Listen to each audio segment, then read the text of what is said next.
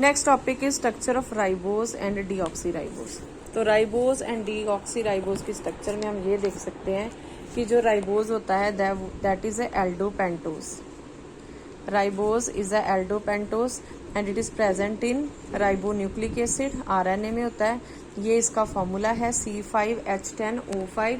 इसके अलावा इसकी जो स्ट्रक्चर है, ये स्ट्रक्चर हमें क्या बताती है, this is structure of ribose कि इसमें एक फ्री CHO ग्रुप है, इसके अलावा 1 2 3 सेकेंडरी OH ग्रुप हैं और एक इसमें प्राइमरी OH ग्रुप है, दिस वन।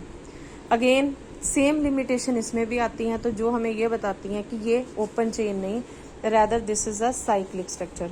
और जैसे हमने फ्रक्टोज में किया था कि उसमें दोनों तरह की फॉर्म्स होती हैं, 5 मेंबर्ड भी 6 मेंबर्ड भी। On the same line we can say कि जो राइबोज है इसकी भी दोनों तरह की फॉर्म्स होती हैं, 5 मेंबर्ड भी और 6 मेंबर्ड भी।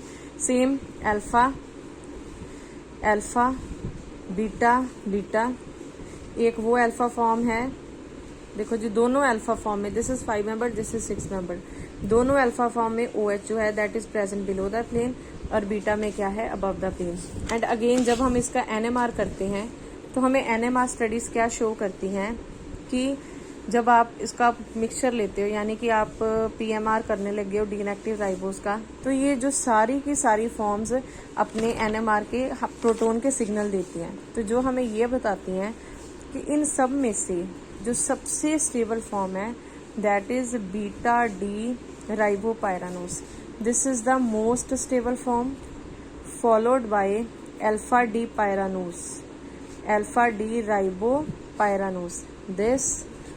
सो 56%, 20% तीसरे नंबर पे है बीटा डी राइबोफ्यूरानोज, उसके बाद है 6% एंड 0.02% क्या होती है ओपन चेन फॉर्म।